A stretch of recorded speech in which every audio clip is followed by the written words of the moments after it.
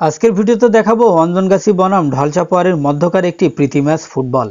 যে ম্যাচটি অনুষ্ঠিত হয় অঞ্জনগাছি সরকারি প্রাথমিক বিদ্যালয় মাঠে, আর রেফারি পরিচালনা করেন সেন্টু ভাই, এবং এই ম্যাচের দাপটটি জয় পায় অঞ্জনগাছি। সেই সাথে দেখাবো মুজিবুল আমার জন্য নিয়ে আসলো সেই পাপড় ভাজা, যা খেতে খুবই সুস্বাদু।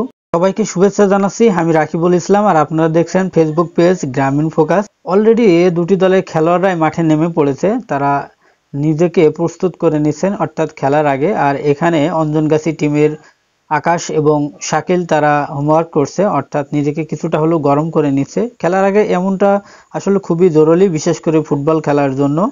অলরেডি দুটি দল মাঠের মধ্যে নেমে পড়েছে, অর্থাৎ রেফারি এবং কিছু কথা বলবেন, তাদের পরামর্শ দিবেন। আর দেখতে পাচ্ছেন যে জাজমেন্টের জন্য লাইনে দাঁড়িয়ে পড়েছে। সেই সাথে দুটি দলই সারিবদ্ধভাবে নেমেছে, অর্থাৎ অঞ্জনগাছি ফুটবল একাদশ এবং ঢলচাপাড়ি ফুটবল একাদশ। দুটি দলের মধ্যে আজকে হবে একটা প্রীতি ফুটবল ম্যাচ। আর এখানে রেফারি সেন্টু ভাই দুটি দলের ক্যাপ্টেনকে আসলে ডেকে খেলার যে নিয়ম কানুন সেইগুলো ভালো করে বুঝিয়ে দিচ্ছে।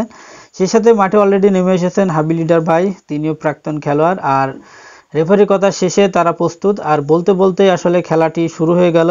আর এই জায়গাটিতে ঢলচাপাড়ির গোলরক্ষক তার বারকে ভালোভাবে দেখে শুনে নিচ্ছেন এবং বুঝে পড়ে নিচ্ছেন, পা দিয়ে একেবারে মেপে মেপে নিচ্ছেন, যা আমার কাছে দেখতে খুবই ভালো লেগেছে। আর প্রথম দিকে আক্রমণে অঞ্জনগাছি ফুটবল একাদশ, অর্থাৎ একের পর এক আক্রমণ খেলার শুরু থেকে তারা চালিয়ে যেতেছিল। আর এখানে গোল কিক নিতে একেবারে প্রস্তুত ঢলচাপাড়ির গোলরক্ষক, তিনি নিজেই ব্যাকশটটি নেবেন। চমৎকারভাবে তিনি একেবারে বলটি মাঝ মাঠে পাঠিয়ে দিলেন।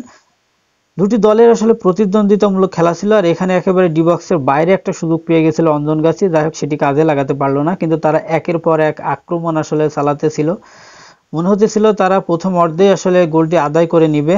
আর এখানে অনেক দর্শনার্থী আসলে এসেছেন, বিশেষ করে ফুটবল ভক্ত, এরা ফুটবলকে ভালোবাসে। আর একেবারে সুযোগ হাতছাড়া হয়ে গেল আরেকটি, যেটা কিনা ফের অঞ্জনগাছির সুযোগ হয়েছিল।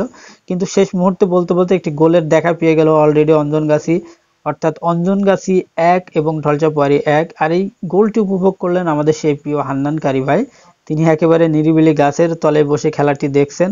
আর এখানে কিছু দর্শক দেখতে পাচ্ছি, তারা খেলা দেখছেন এবং খাবার খাচ্ছে, অর্থাৎ এই খেলাকে কেন্দ্র করে অনেক খাবারই বিক্রি করা হয়, ছোট বড় আসলে সবাই আসে। আর এই বাচ্চাটিও অলরেডি খাবার খাচ্ছে এবং খেলাটি দেখছে।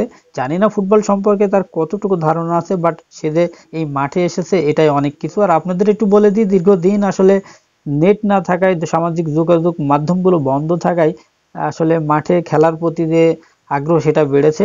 গুটগুটি পায়ে আসলে এগিয়ে আসছেন মুজিবুল, আর মুজিবুল একেবারে হলুদ বেশে, জানি না কি কারণে, কিন্তু হলুদ পাঞ্জাবিটা তার গায়ে বেশ মানিয়েছে। কিন্তু সে আমাকে নিয়ে যাচ্ছে আমার প্রিয় খাবারটি আসলে খাওয়ানোর জন্য।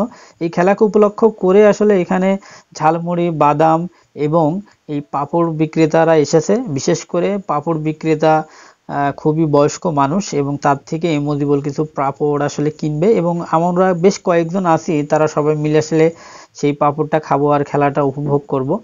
তো পাঁপড় আসলে মূলত এখানে দুই প্রকার রয়েছে, তো আমার কাছে যেটা ফেভারিট সেটাই মুজিবুলকে বলা হলো যে এটাই তুমি নিতে পারো। আর মুজিবুল অলরেডি সেই টাকা দিয়ে দিল এবং পাঁপড় বুঝে নিল।